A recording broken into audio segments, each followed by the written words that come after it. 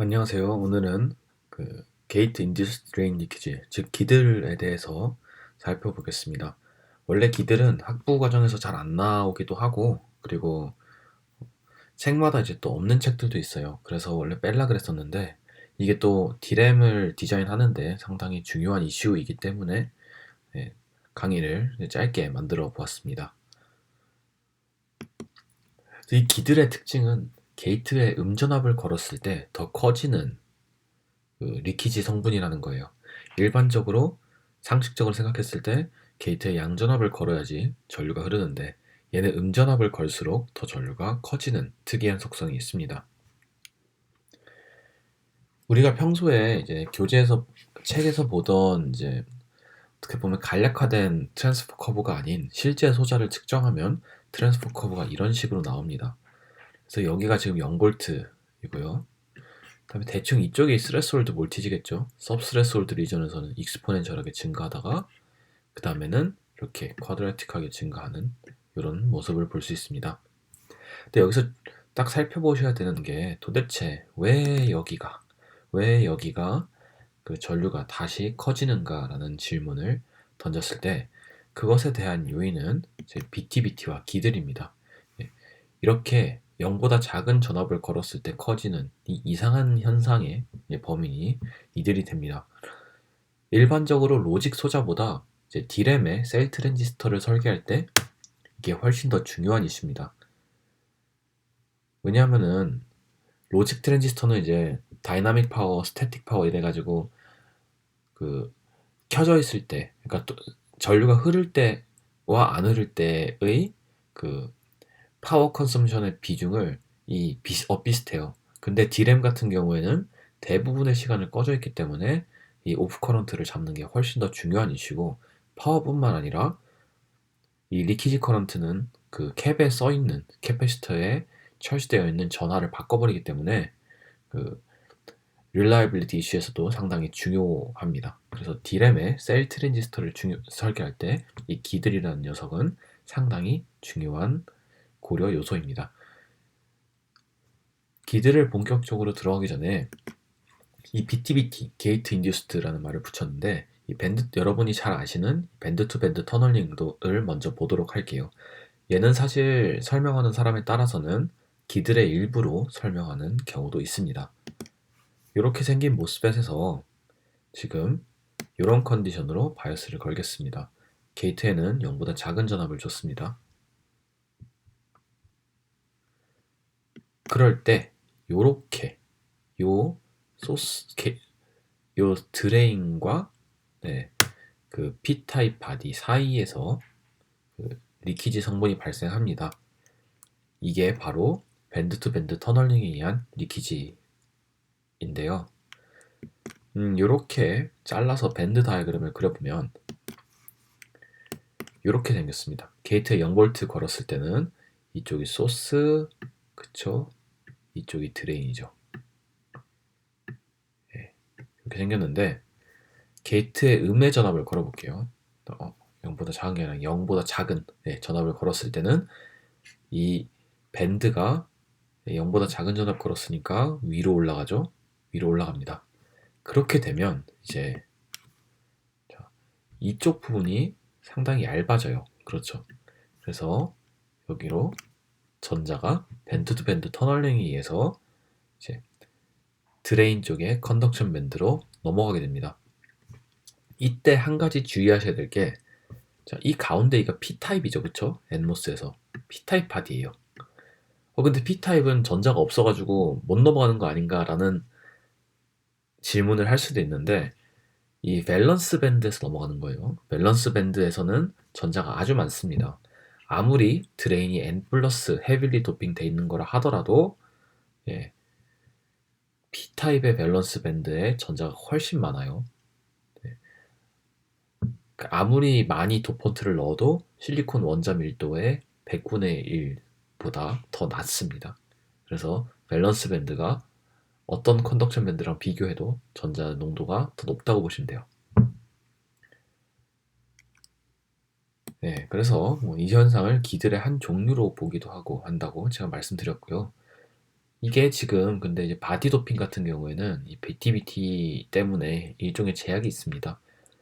얘를 한 요 정도 이상 증가시키면 이 밴드가 얇아지는 것에 대한 왜냐면 그 도핑 컨센트레이션이 높아지면 밴드 밴딩이 더 많이 일어나죠. 그렇죠? 밴드 밴딩이 더 가파르게 일어난다고 해야 되나? 더 가파르게 일어나서 이쪽이 얇아지기 때문에 BTBT 때문에 이런 도핑 컨센트레이션에 제약이 있습니다. 그러면 이제 본격적으로 기들 본론으로 들어가겠습니다. 기들은 여기서 나타납니다. 게이트와 드레인이 이렇게 겹쳐진 요 부분에서 나타나는데 여기를 확대해서 이렇게 보도록 하겠습니다. 자, 기들은 전자가 어디서 어디로 움직이냐면 이렇게 움직입니다. 이거는 참고로 그 오타? 네, 잘못 그린 게 아니에요. 드레인에서 드레인으로 가요. 신기하죠? 드레인에서 드레인으로 가는데 이 녀석이 리키지라 그럽니다. 어디 정션을 넘어가는 게 아니에요. 그러면 왜 이 녀석이 리키지가 되는지 이렇게 잘라서 밴드 다이어그램으로 보도록 하겠습니다. 이게 이제 그 수직 방향으로 자른 밴드 다이어그램인데 이쪽이 게이트, 옥사이드, 예, 그 다음에 드레인입니다. 지금 N 플러스예요. N모스인데 당연히 N 플러스죠. 폴리실리콘 게이트에 음전압을 걸었습니다. 여기다가 마이너스 전압을 막 세게 건 거예요. 그러면 딸려 올라가죠. 그쵸? 밴드가 딸려 올라간 거고 이쪽에도 이렇게 딸려 올라갑니다. 그러면 잘 봐야 되는 게 여기가 얇아져요. 그쵸? 얇아지면서 드레인의 밸런스 밴드에서 드레인의 컨덕션 밴드로 밴드 투 밴드 터널링이 일어나게 돼요. 아셨죠? 드레인의 밸런스 밴드에서 드레인의 컨덕션 밴드. 근데 이게 왜 리키지냐 하면 자, 밸런스 밴드는 전자가 상당히 많이 있어요. 그쵸? 근데 그렇게 전자가 많음에도 불구하고 이 밸런스 밴드의 전자는 컨덕션에 기여하지 못합니다. 전도에 기여하지 못해요. 근데 이 녀석이 밸런스 밴드에서 컨덕션 밴드로 올라갔다는 거는 얘네들이 가만히 있던 전자에서 이제 움직이는 리키지 성분의 전자가 된 거예요. 그쵸? 그래서 얘를 질문으로 이제 다시 정리해보면 그러면 이거 그냥 드레인에서 드레인으로 가는 거 아닌가? 그쵸? 이게 도대체 어떻게 리키지가 될 수가 있냐라는 질문에 드레인에서 컨덕션 밴드로 이동했다는 게 이 리키지를 발생시키는 중요한 원인이에요. 아시겠죠? 예, 그래서 이렇게 수직 방향으로 나타나는 이런 기들에 대해서 살펴봤고요. 이렇게 해서 이제 컨덕션 밴드로 올라간 전자는 아마 뭐 이렇게 가서 드레인 컨택으로 빠져나갈 겁니다. 예, 밸런스 밴드에서 컨덕션 밴드로 갔다가 드레인 컨택으로 빠져나가는 그런 과정을 거치게 됩니다. 그럼 이 기들을 해결할 수 있는 방법에 대해서도 조금 살펴보아야겠죠. 저는 이제 지금 세 가지를 들고 왔는데 도핑 농도 조절. 도핑 농도 조절은 이제 아까 말씀드렸다시피 도핑 컨센트레이션이 낮아지면 밴드가 약간 더 두꺼워져요. 네, BTBT가 잘 안 일어나게 되고 근데 그거에 따라서 이제 기들 문제가 좀 완화될 수가 있어요. 두 번째로 이제 메탈의 워크 펑션을 조절하면 뭐 적당히 잘 맞추면 이게 또 기들이 줄어드는 그런 걸 볼 수 있다고 하더라고요. 근데 아무래도 이 앞에 두 개는 우리가 소자를 설계하는데 또 이 기들만 고려할 수가 없잖아요. 다른 요소들을 많이 고려해야 돼서 얘네들보다도 제가 생각하기에는 그리고 뭐 현재 그나마 좀 유력한 해결 방법, 문제 완화 방법으로 나와 있는 거는 드레인 쪽 언더랩을 주는 겁니다. 이렇게 그 오버랩과 언더랩이라는 개념은 소스 드레인과 게이트가 이렇게 겹쳐 있으면 이 녀석을 오버랩이라 그러고 이렇게 안 겹쳐 있으면 그러니까 이 사이가 떨어져 있으면 얘를 언더랩이라 그래요. 그래서 이 언더랩을 주는 거는 어떻게 보면 그 왜 BTBT 죄송합니다. 기들 자체가 이제 그 오버랩된 영역에서 수직 방향 BTBT로 나타나는 거잖아요. 그죠? 아까 보면 오버랩된 영역에서 나타나는데 걔를 없애버리면 기들이 확실히 좀 줄어들겠죠. 그래서 현재 소자를 설계할 때도 이런 식으로 설계합니다. 얘는 이제 B캣이라고 불리는 소자고요. 네, 그 D램의 소자, 셀 트랜지스터가 어떻게 진화했고 왜 이런 이상한 모양으로 생겼는지에 대해서 혹시 아직 모르신다면 제 이전 강의를 하나 참고하시는 게 좋을 것 같습니다.